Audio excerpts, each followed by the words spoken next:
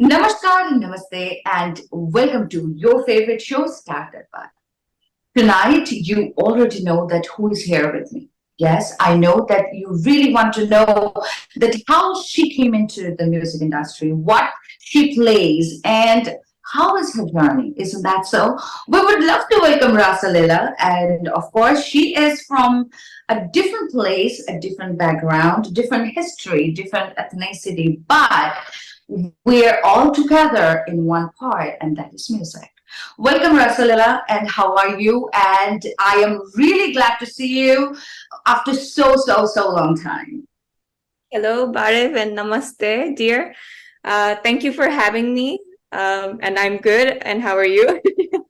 I am Uh, pretty good. I'm pretty excited because we are talking for last more than 3 years, I guess, due like from the COVID time, and this was not happening. And I'm really happy that tonight we are united together, and that is giving me the real pleasure.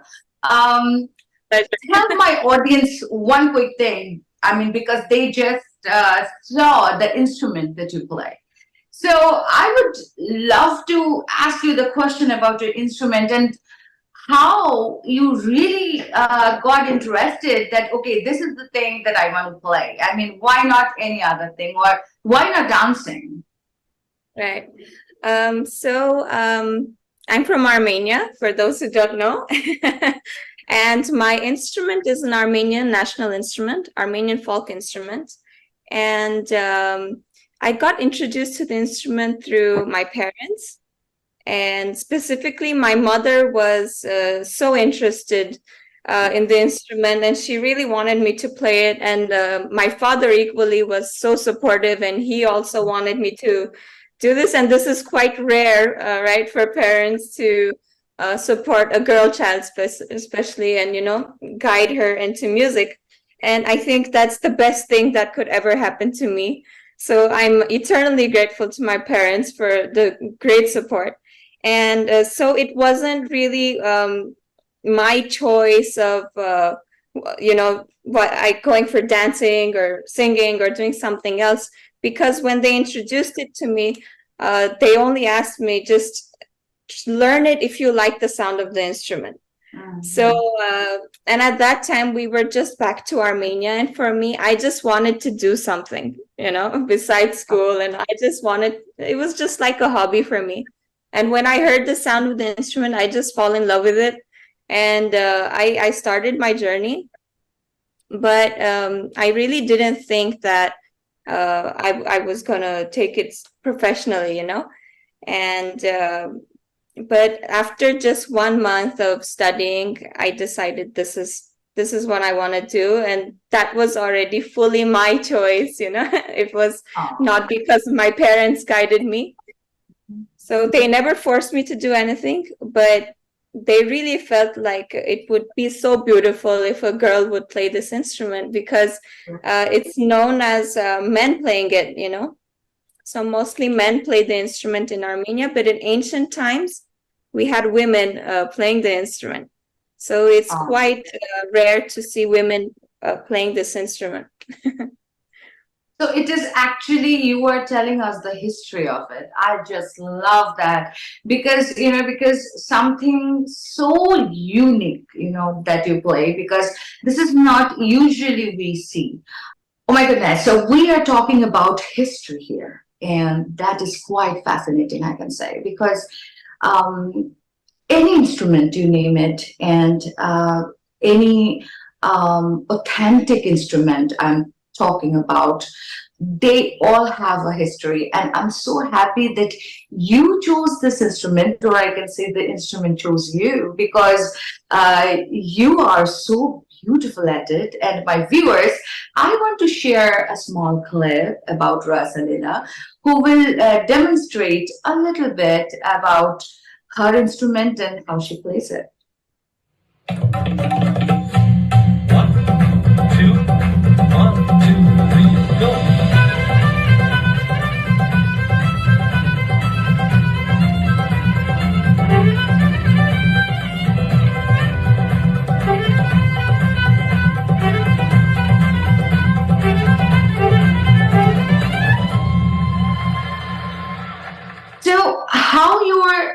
musical journey started? Because you just say that you never thought that you will become a professional artist with the instrument. So how that happened that you started thinking that no, I want to take this seriously and this is me and that is how I'm going to find myself.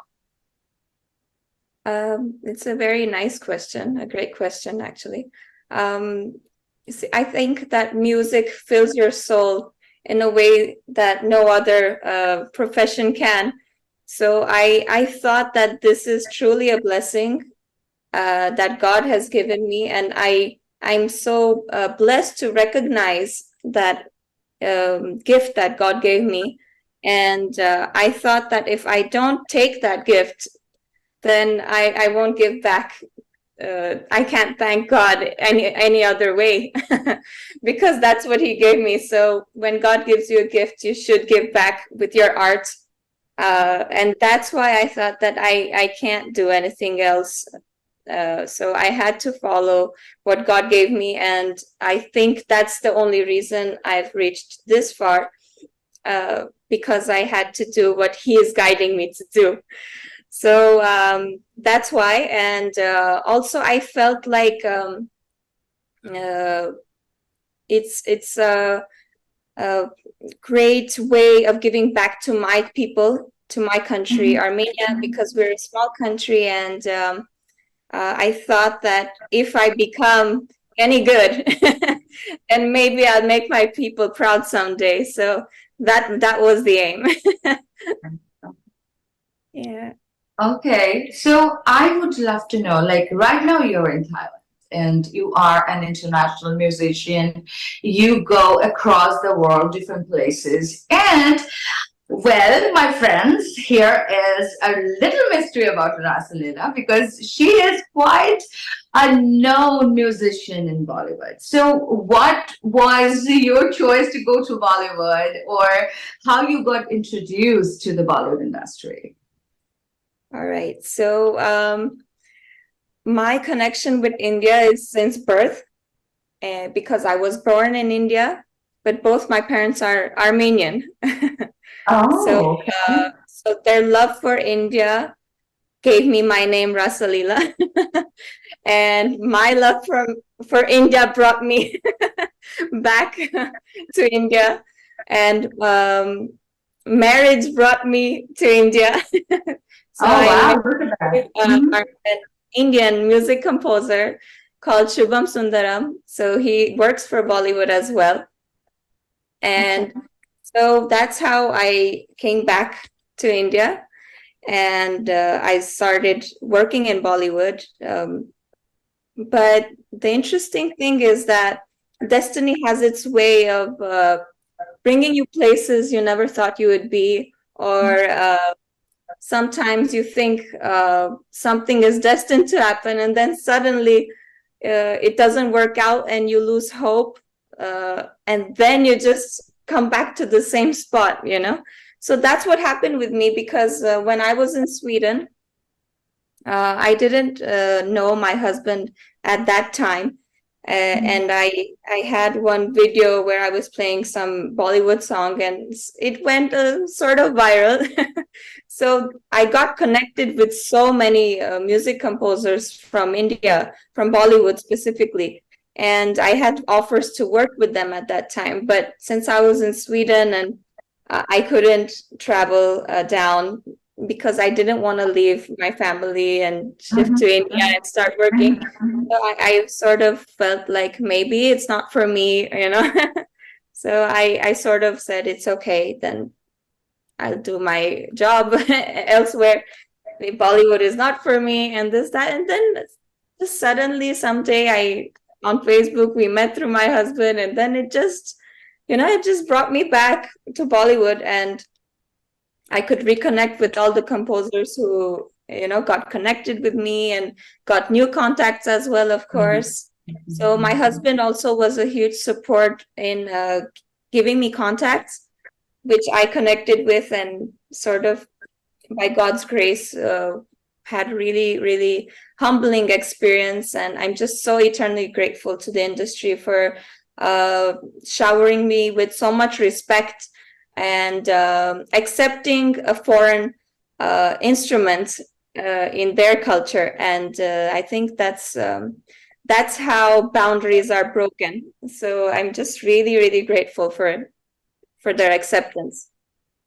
Well, that's why I told you that maybe that instrument chose you. You see that because you never knew that you will be in that industry, and well, you got connected through the social media, but you never thought that you will be there or doing something with them. But you see, right now we are chatting. I think that's also something from up there, that it is going to happen, and I will meet you in such a wonderful way when we talk about music.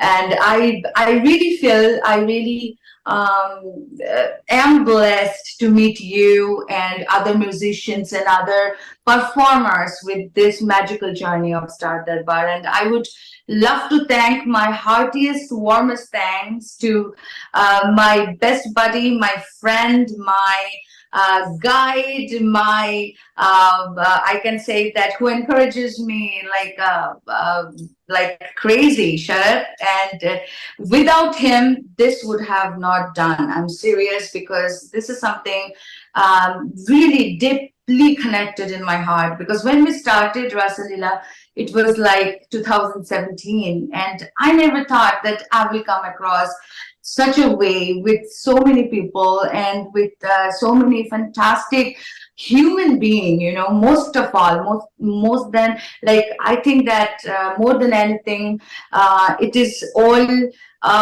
depends that how you are, how I am. So I think that I'm really blessed to meet musicians, performers, artists like you, so Same humble, for us. The so same. down to earth. Yes, I mean, even though achieving so much, but yet that, okay, this is my root, and or I will be grounded forever. So that's what really I get my energy from you guys. And I would ask you the next question, that as you started working in Bollywood, but were there any special composition from you that we can see, or you can talk about it a little? You mean my own Yes, projects yes, that are your not own. Yes, collaborated with. yes, exactly. That are not collaborated with, but your own music. I'm glad to announce that very soon I'll be releasing my own singles, and that's when I'll share it. Because for me, I'll be very honest that when I started studying, and I've studied by the best Armenian Qamancha players we have in Armenia, and I've been in the conservatory, I've studied, I've worked in music groups, and the journey has been so overwhelming that I was so much more focused on, building my craft than making money, that it wasn't so career oriented until I came to India. So for me, it felt like my career started in India. And the acceptance that I received from India was just unbelievable. And it's just a blessing, really. I don't know. I don't know if things like this could just happen, out of nowhere for someone and for an instrument they never heard of, or a country that people don't know about. We're so small. So I think that my journey as a musician has started with our India, and therefore I once I joined, I started working with different composers that I didn't even focus on creating my own music. So now alongside working with these amazing people, I'm trying to work on my own craft and hoping that people accept the type of music I would like to offer from my end. Absolutely, they will. And what is your favorite experience being in Bollywood? My favorite experience. Mhm. I'm going to be very honest. I think that for me as a musician, I feel comfortable working with good people. So good people doesn't mean perfect people. So people mistake it when they think that if this person is good, then they're perfect and nobody spoke anything bad about that person. They're just, stars, and we all have imperfections. But for me, it's very important that in that studio room, there's respect towards one another, and there is acceptance, and there is no expectation of perfection as humans. So when that happens, then you're more open to understanding that person's thought process musically. And when there's harmony in that studio space, then you can create something good. But when there is no respect for one another, and it's just being treated as a space of making money, then you don't really enjoy that process. And you just want to leave as soon as possible. So for me, I think the first thing is making a harmonious environment and respect. After that, you can make wonders happen, I think. So for me, that respect has been the first good experience.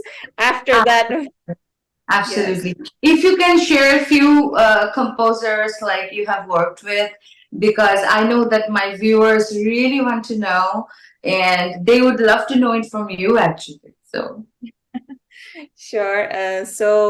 Well, firstly, of course, I have to be mentioning my own husband, Shubham Sundaram.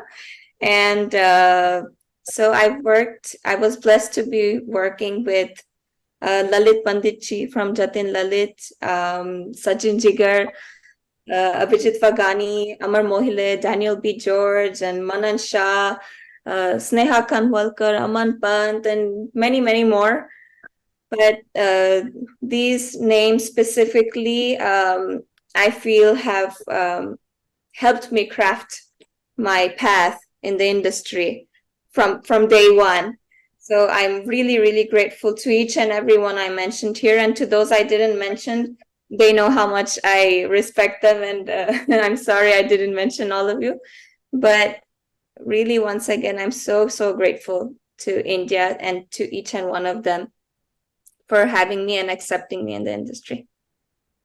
your favorite song that you played as an instrumentalist? Well, it's hard, I know, but would love to know that. It's really hard. I know, but yes, would love to hear that. I think a song I played for Sachin Jigar called Dil Toreya, which was sung by Diljit Dosanjh. I hope I pronounced his name correctly. So Diljit is such an amazing singer, of course, we know, and Sachin Jigar, mind-blowing. So I'm really blessed to have worked with them, and specifically on this song. Being in the industry for so long, like you are doing your own shows, Bollywood is there, and being from such, I can say, that different colors of life, what was your biggest challenge?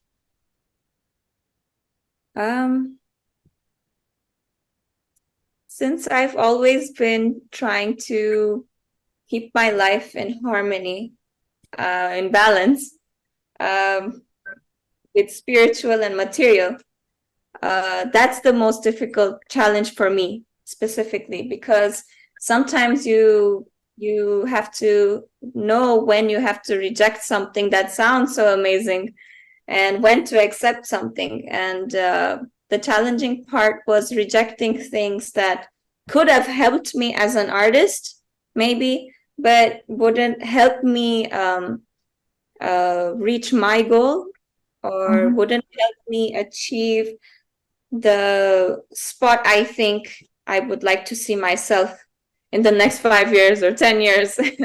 So that's the hardest part for me. Otherwise, life has always is just always gonna throw in challenges, and I'm not a complainer, so I don't really even remember those challenges, because when I go through it, I don't like looking back to it and you know, saying this happened, that happened, it could have been this or that. So I don't really have regrets for anything. So all I'm trying to do is make sure that I keep my life in balance, and make sure that whatever I do, it brings me the happiness. So I don't blame anyone else for my choices. Basically. That's a good one. That's a good Yeah. one. And I think that whoever is listening from you, I think that they will take it as their everyday routine, because I think that everything starts when we start blaming ourselves. Like, okay, this is. Yeah. So, well, I am taking that on a very positive note right here. But my friend, here is something that really I would love to know from you.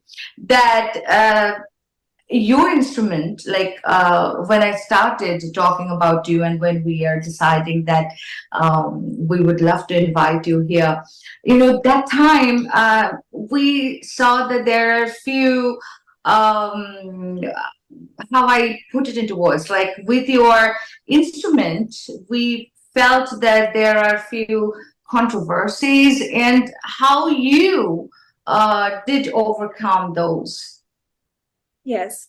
So, regarding the controversies of my instrument, the main thing is that um, the instrument is played in different countries, such as Mhm, our bordering countries, Azerbaijan, mhm, Iran, Turkey, and so on and so forth. And mhm. of course, each and every one of us claim that it is ours.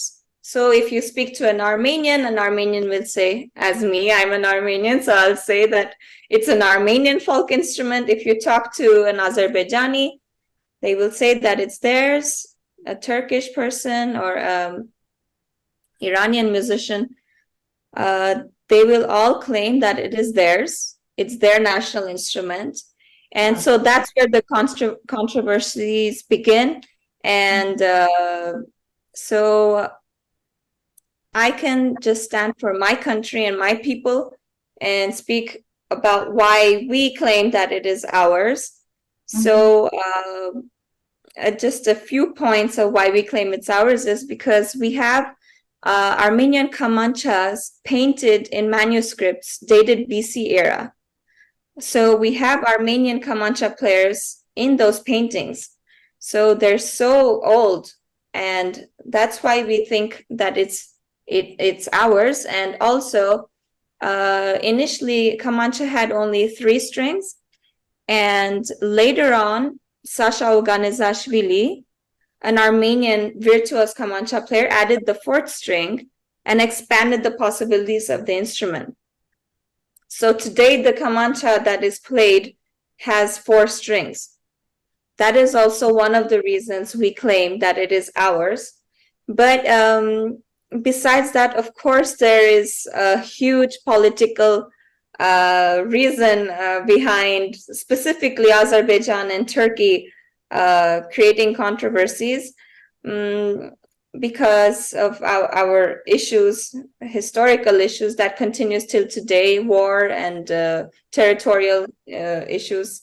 And to not put any country down at the moment, I don't want to mention the huge reasons, but I believe that it's only normal for an Azerbaijani, a Turkish musician, or an Iranian musician to stand with their country. It's very natural, and but it's unnatural if we as musicians forget what our job is.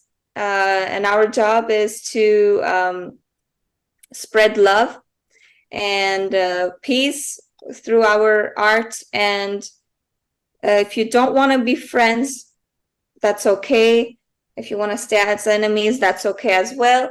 But the aim of music is only to spread goodness, according to me. And if anybody wants to do something else, they'd rather become a politician. If they want to help their country, that's the best way to, to do it. And I think just by being a good person, a good musician, a good whatever you are, in whichever profession you are, you're representing your people. So if you shout that, speak so loud and say names or abuse or do whatever you want to do, you're not going to leave a good impression for your own self. So I hope that our neighboring countries fill themselves with much more love and dignity, and show that respect for one another, and leave the political issues for our governments to take care of. So that's the main thing. No, I'm really happy that you say that and say it in such a uh, divine way, I can say, or differently. But I wish that we all stick to the music and we dance with its tune. And yes, you are right. And uh, another thing is, like you just answered so beautifully when I asked you that about your challenges. But here we go. By looking at you, anyone will say that you were successful. You have done so much. You have achieved so much. You are planning, or you are working on your singles. So now I can say that Rasa liia, you are really successful. But in your way, in your words, what is the true success?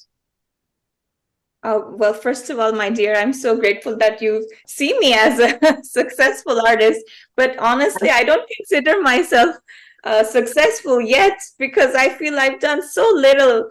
And I don't think that there's ever going to be a time in my life when I'm going to feel like I'm successful now, because I think the day when I'll do really, really great things on a huger scale for my country, not for myself, first of all, then I'll feel like I've helped my country in a way, because my aim of using my instrument, I could have taken up another instrument, for example, but to present, just holding my instrument speaks Armenia. So for me, it's such an humbling journey to hold this ancient instrument, this holy instrument, and try to do my best to present it in the best way possible. And that's really hard for me, because I always feel the pressure that I'm holding my country with me. And when you're not doing it just for yourself, that's where you feel that you have so much more to do. And no matter what I do, I feel like it's not good enough. So I think that I'm just a drop in the ocean, literally. And I think all musicians actually are, because if you look at the world, there are millions of talented artists, so many of them, and so beautiful artists, and how they portray their art is just incredible. So it's just about connecting with your inner self, and connecting with what God gave you, what message God gave you, and you have to give that message through your music, through the way you speak, through the way you treat people. Because I think that as an artist, we have to be a good example as well, not just be a good artist itself, but who you are really, really, really matters, at least for me. So I think the key to success is figuring out what you want for yourself, first of all, because there are thousands of keys to thousands of doors. So it depends on which door you want to open. So if I tell someone, why don't you follow my path, they're not going to be able to follow that path, because they don't have my mindset and I don't have their mindset. We are just going to have an exchange of suggestions or opinions of how things could be done. Those are just options. But the same way is not going to work for the second person just because of the mindset. That's what I think. Because when you tell someone to act or behave in a certain way and they don't understand the essence of that, it turns out being a whole different story. So they try to copy one another, maybe to leave a good impression, but it turns out being really bad afterwards. So I think it's best to figure out which successful door you want to open, work towards that, and most importantly, never lose your dignity. Never accept anything less than you deserve. And even if at times you're forced to accept things that you don't want to, always remind yourself where you're going and where you want to be. And don't make it a habit to accept, things that you don't need in your life. So learn to say no, basically. that's that's a good way of, yeah. It's very easy to fall in the trap of accepting everything that comes your way, because the best way is to not jump into fast success, the easy success, the path which is so easy.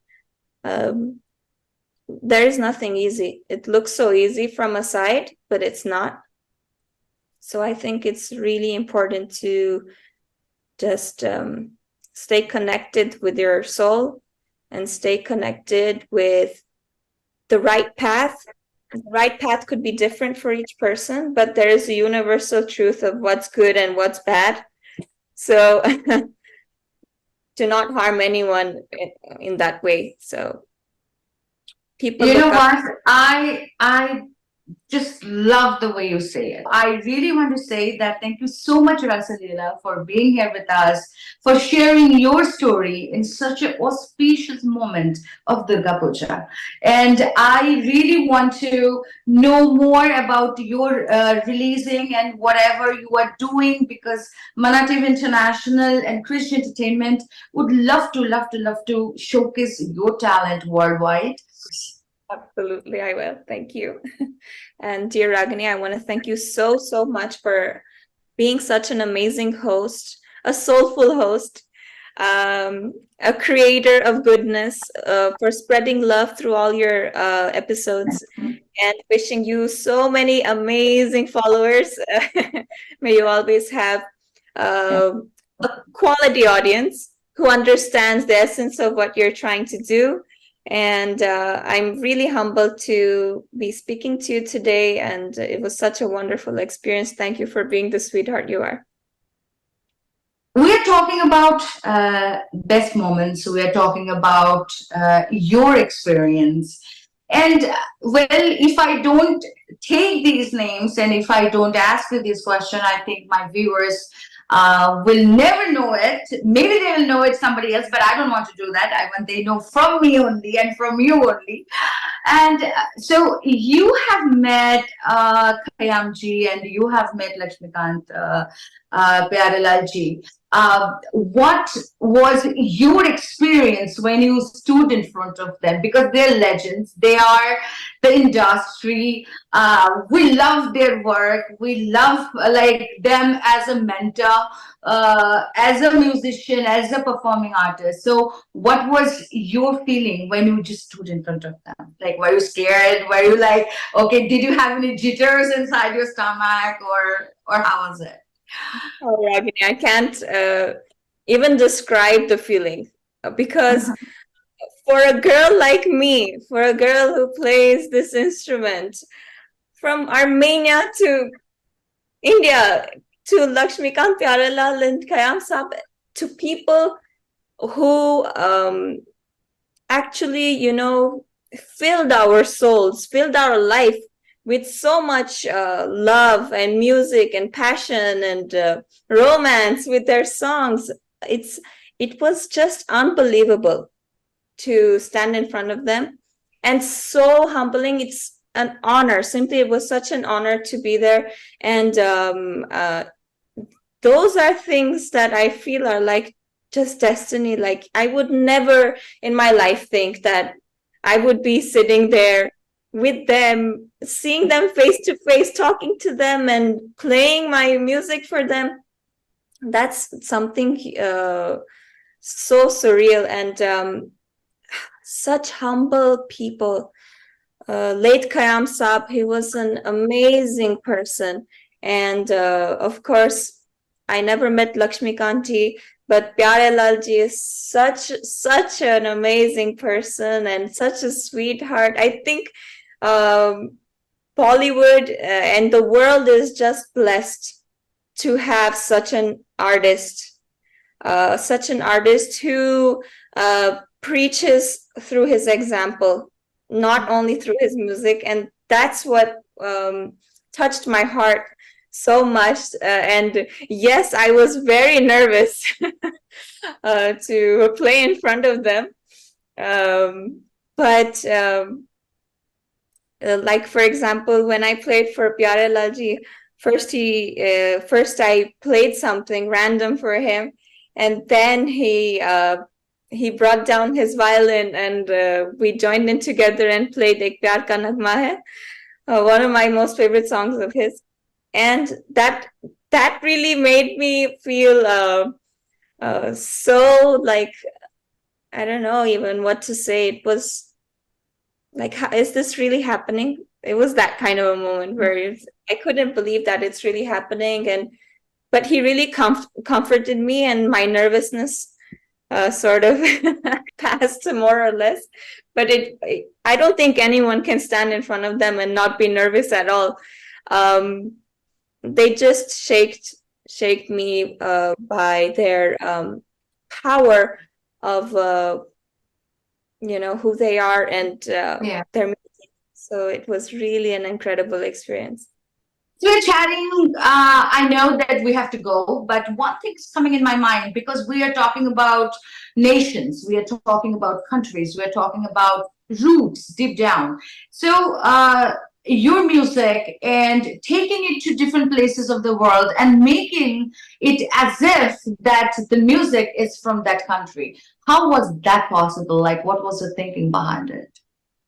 So Armenia is a country with rich history, and it's such a mesmerizing culture, that we have. And for me to represent my country in the right light was difficult, and is still difficult, because my aim is to promote the instrument outside of my country where people don't know it. Not do what is being done already in my country. We have amazing musicians, and they're doing such an amazing job in my country and even outside of Armenia, by tours and festivals where they present our culture and they present our folk music. But my aim was not to specifically focus on the folk music, but to present the folk music at any given chance, of course, but to create something new. And Bollywood has given me this opportunity to give a new sound to the instrument, to play it in a way that isn't usually played, maybe, and just put my own soul into it, because there's some magical thing about music and the instruments, any instrument actually. It's that if I give the same instrument to another musician with the same journey, even who passed through the same teacher, learned from the same teacher, a totally different sound is going to come out. And this is so interesting, how the same instrument sounds so different in the hands of another artist. And so this is a part that brings uniqueness to art. That's why there could be thousands of violinists, but some of them are just so special. Some of them just stand out in a different way, because we were constantly talking about soul here, because I don't think music could be possible without soul. And I think that for me, I'm trying to connect as much as I can with my soul and connect with the soul of people. And I'm trying to understand what they would like to hear from me. And initially, when I entered Bollywood, it was all about working and introducing my instrument and finding ways for it to be accepted and known. And that's why I have delayed my singles so long, because I thought I need time to uh, get my people to know about the instrument and, you know, let the sound settle in their ears. So now I feel like I have more or less a good back of fans, maybe, let's say, of people who are interested of hearing my music, of hearing what I can offer individually as an artist. And they've been so supportive. Everyone has been so supportive of me working in Bollywood. And now I think it's the time for me to present this instrument the way I would like to, and hopefully bring it on an international level. And so that's the aim, to hopefully make the instrument known worldwide, and just make my country proud. And if I do that, then I'd feel like I'm successful. Thank you. My pleasure. And friends, do not go anywhere, because this is just a start that we talk about Devi Durga. And yes, I know there are a lot of Durgas out there who are creating and who are in the way of create. And I would love to encourage you to do that. Please listen to this episode very specially when she said her experience about so many different things and how humble she is. So wherever you grow, remember only one thing. We came with empty hand and we are going to go with empty hand. And in the middle, whatever is there, it is just for fun. Wish you all the best for the entire month. And of course, I would love to welcome you next week with someone really special like her. And please, please, please don't go anywhere. Keep listening while Rasa liia explains the beautiful tune for all of you. Namaskar and namaste and good night. Namaste, and lots of love to you and all the listeners. Or viewers, I might say. Love you.